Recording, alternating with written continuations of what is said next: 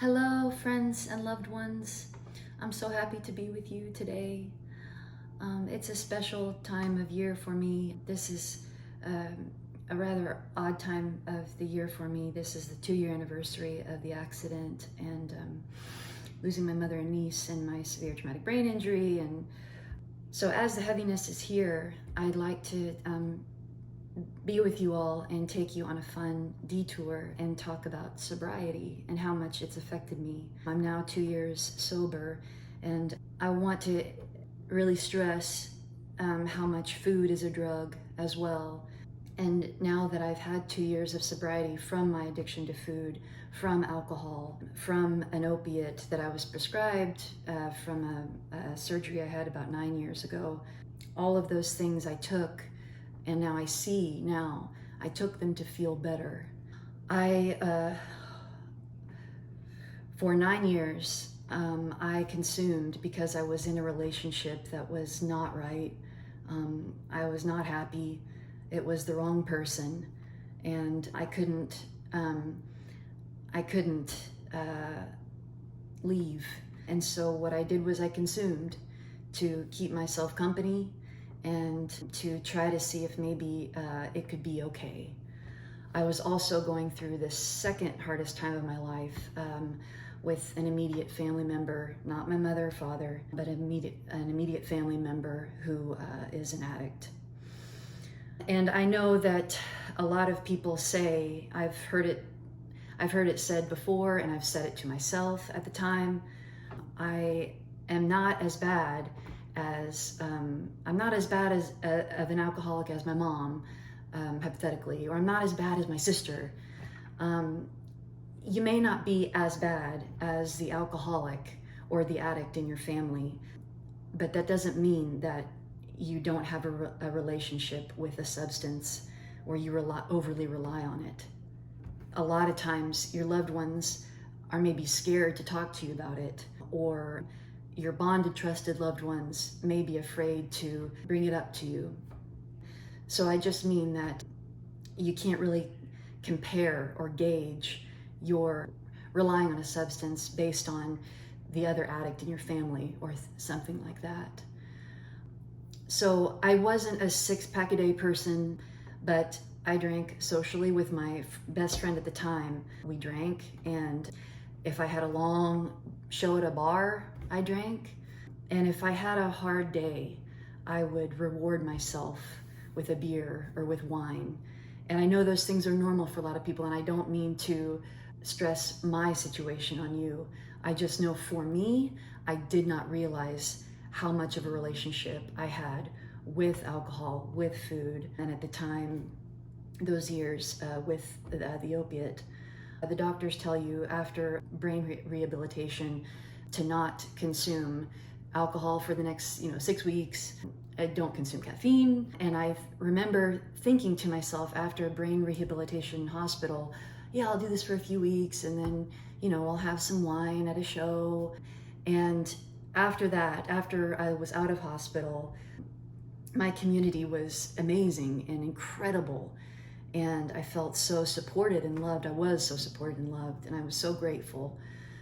There were about 3 or 4 public figures, and they did some really wrong things. Some things that you would not expect someone who went through what I went through, you would not expect that someone would do. But it was shocking and very difficult. And for those first months out of hospital, I thought to myself, well, now I have every reason to overeat. I have every reason to have some wine. I have every reason to, go back to where I was years before my accident. Things kind of were changing in my mind. I started to notice I was looking at things differently. And I told myself, it's been 6 weeks. It's been 2 months. Oh my God, it's been 6 months. It's been 8 months. It's been a year. And then I just kept going with it because I started to see that those things that I used in the past, alcohol, food, to comfort myself during a really wrong relationship and during a really difficult time with my family, things that I went to cope with. They were masking my ability to process the actual life experiences that were difficult to go through. And now I see that I clearly and cleanly feel everything. I go through everything and I process everything. And you see what I'm saying? The substance, and I know I keep going back to food, y'all, but it is just as strong. And I know that there's statistically there's more fatalities with alcohol and with opiates, and there are stronger drugs, of course, but food is the same thing. You can, and for me, I relied on food so much, 4 times a day, 5 times a day, going to it for emotional refuge. And it became to where I would be at a social event or be at something, and all I could think about was food. It was horrible for years. I'm noticing now, I'm seeing now that I am able to move past things because I feel them entirely. I go through them entirely. Obviously, with the accident, it's going to take years for me to process that. I am going through it right now, but for example, and this was over the winter, or I say over the winter through last summer, I wanted to take myself back to a time before the accident, pretend like the accident just didn't even happen. So I was nostalgically thinking about that former partner of 9 years. I was idealizing him, and I was idealizing clinging to my past before the accident, just to feel like I was still back there. But that being said, in the last couple of months, I have written about it, I have processed it, and I realized, oh yeah, and reality came to me and said, oh yeah, I wasn't happy in that 9-year relationship. Oh yeah, that was very difficult to, when I was 21, I moved to California by myself, didn't know anybody, and it was very difficult. So yes, I went to a drug that I have my entire adult life considered was an innocent drug, food. I thought it was not a dirty drug like cocaine, or I thought it was a pure, innocent thing to cling to, simply because my immediate family members' drug of choice was alcohol and heavy drugs. So I thought, well, I'm not like her. Food is, everybody eats comfort food, but it was different with me. It was my life for 12, 13 years, 14 years. Something I should be honest with you. And go ahead and, think what you're going to think. Again, this is just my case for me. It's amazing how the universe and God, whatever is your higher power, whatever you know is bigger than you, it's amazing how God and the universe will orchestrate a path for you whenever you need to get past a crutch that you've been using. When you know that you need to, the earth and life will make a path for you to. And this may be me looking at it overly optimistically, but when they did the surgery on my everything and they put metal plates here, they had to take out my eyeball. And back there, behind your eyeballs is a nervous system called olfactory. And if anything happens to that, it affects your sense of taste and smell. So that's what happened, and I no longer have a sense of taste or smell. Oh my God. And at first, after hospital, I was like, oh, this is something that I'll get over. This will come back. But no, it's gone. It's gone forever. And that happens a lot with brain injuries. So that forced me to confront my relationship again with food, with the flavor and the taste and the smell. I don't, I'm very sensitive because I am, and I channel that through creativity. I take it to the stage, literally. I feel really deeply. So without that sense of taste and smell, I can't connect with food the way I used to. I eat to live, and to have that relationship with food where I make a meal and I consume it and I feel in my body is nourished. And it's not a thing where, it's not a conversation between me and the food where I'm going to it as, okay, I feel better, I don't feel alone, this is helping me get through so I can be able to do the next thing. So now in the last 2 years, going through things very deeply, sitting with them, feeling them, and processing them, I understand more and I'm able to overcome more completely, more fully, because I went through it all sober. I went through it all and I was present for the whole dang thing. And it's very difficult. It is. So looking back at it now, I did not think I was going to get, I did not think I was going to get to 2 years. Never did I think that. I did not think that I was going to be able to actually be an adult and write music or be productive or apply my character or laugh or without knowing that at some point, you know, that weekend or something, I would binge eat or I'd have a beer. So now what I do is, and this is really silly, but it has worked. I drink seltzer water and I tell myself, I literally say it out loud. Oh, I'm gonna have a beer. I literally say those things, y'all.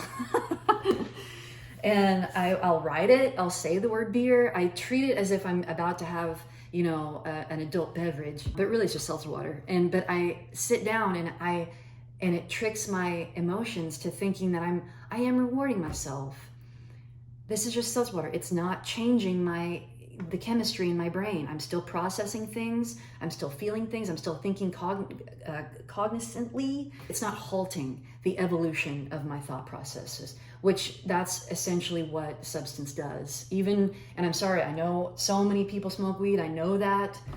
But even doing that too much, it literally, and I know this because I've talked to doctors about it, it halts your ambition. It halts your thought from being processed to a more mature place. It kind of just stops. It stops the train that you're on, and not just weed, but alcohol, food too. I know that because I lived it. I want to just bring anyone who can relate with anything I've said. I want to bring you in because you deserve so much love and congratulations and support, because it is a lonely battle and it's something that only you can go through. Something else I did notice too, and I'm sure that anybody who has a relationship with substance or has, you know, had an experience with it, I didn't use food or anything when I had endeavors or experiences with depth, with purpose. For example, whenever I worked with kids creatively, I was away from that and I didn't have any need for it or desire for it, but I noticed that when there was a lack of substance, and I mean substance as in depth, purpose, when there was a lack of that kind of substance, that's when I needed. So yeah, learning all of that and being with it now and continuing to live on with a clean mind. I'm very grateful. I'm very grateful. And I did not plan for this to happen. This was not a goal. This kind of happened on accident. And I had no idea how much I needed this. I think I've overcome that nostalgia of clinging to before the accident, the past. I've processed all of that and that idealization of that person, and that I've processed that and I'm past that. But I had to really go through it sober. And I'm having to go through this accident and losing my mom and losing my beautiful niece. I'm having to feel these things sober in order to be my better self in years to come, in order to make music that I made completely, fully, music that I'm completely confident about, that genuinely came from hurt, from love, from evolution. So yeah, this is a brutal honesty video, but one of my favorite, Al-Anon, which Al-Anon helped me a lot at the time, years ago, one of my favorite phrases of theirs is, secrets keep you sick. And it really impacted me, because growing up, you're not supposed to let people know that there's problems or that there's mental illness or that there's things going on. But y'all, that's where the growing stops, is when you keep things inside. So I gotta be honest about it. I want to be honest about it. Secrets keep you sick, and with transparency, we can grow, and we can relate with each other and grow off of each other. You see what I'm saying? We can hear each other's stories, and that can help us. That helps me get better. Yeah, thank you so much for being with me today. This was a really special video that a year ago I thought to myself, I'm not gonna make it that long, but here I am, and I'm very grateful, and I'm grateful for your love and support. Please like and subscribe to Voice, Heart, and Mind, and we're gonna keep this conversation open, and we're gonna talk about things that you're not supposed to talk about, and yeah, we're gonna go there, because that's the only way that growth can really happen. So thank you, take care. Mwah.